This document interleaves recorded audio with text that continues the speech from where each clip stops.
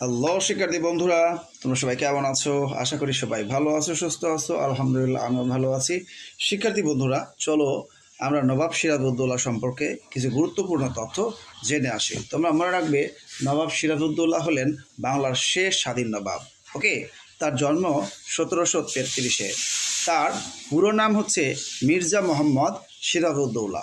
তার বাবার নাম জয়নুদ্দিন খান। তার মায়ের নাম হচ্ছে আমিনা বেগম। তার বড় খালার নাম কি জানো? তার বড় খালার নাম ঘসেটি বেগম। তার মেজ খালার নাম হচ্ছে শাহ বেগম। আর তার নানার নাম হচ্ছে আলীবর্দী খা।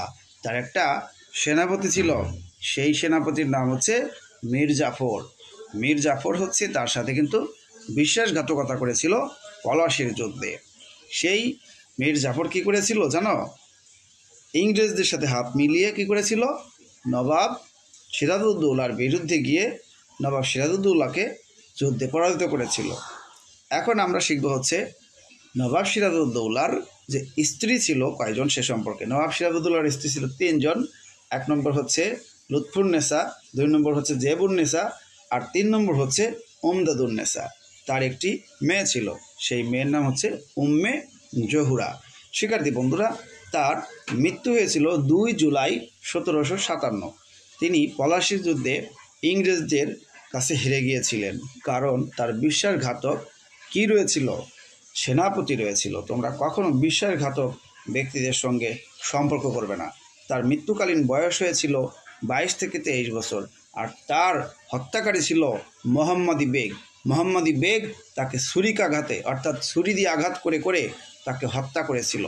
তো শিক্ষার্থী বন্ধুরা, নবাব সিরাজউদ্দৌলা সম্পর্কে আমি তোমাদেরকে যে তথ্যগুলো জানাইলাম, যদি তোমাদের মনে হয় যে ক্লাসটি অনেক ইম্পর্টেন্ট, তোমাদের ভালো লেগেছে, তো অবশ্যই ভিডিওতে একটা লাইক দিয়ে দিবে। পারলে তোমাদের বন্ধুদের মাঝে তোমরা শেয়ার করে দেবে। তোমরা প্রত্যেকেই আমার এই নতুন চ্যানেলটা আজিম লার্নিং পয়েন্ট অবশ্যই সাবস্ক্রাইব করে দিবে। এবং আমার আরও 2টা চ্যানেল রয়েছে, সেটা হচ্ছে all subjects MCQ and GK আর ইংলিশ উইথ আজিম। তো ইংলিশ উইথ আজিম ইউটিউব চ্যানেলে সবার সাপোর্ট ও ভালোবাসায় আমাদের অনেক সাবস্ক্রাইবার হয়ে গেছে। তোমাদের সবাইকে অসংখ্য ধন্যবাদ। শিক্ষার্থী বন্ধুরা, আমাদের আজিম লার্নিং পয়েন্ট ইউটিউব চ্যানেলটাকে সবাই সাপোর্ট করে ভালোবাসা দিয়ে অনেক দূরে নিয়ে যাও। তোমাদের সবার জন্য অনেক দোয়া ও ভালোবাসা রইল। সবাই পড়াশোনা করে যার যার গন্তব্যে পৌঁছে যাও এবং জীবনের সমস্ত স্বপ্ন পূরণ করো। সবাই ভালো থাকো, সুস্থ থাকো। আল্লাহ হাফেজ।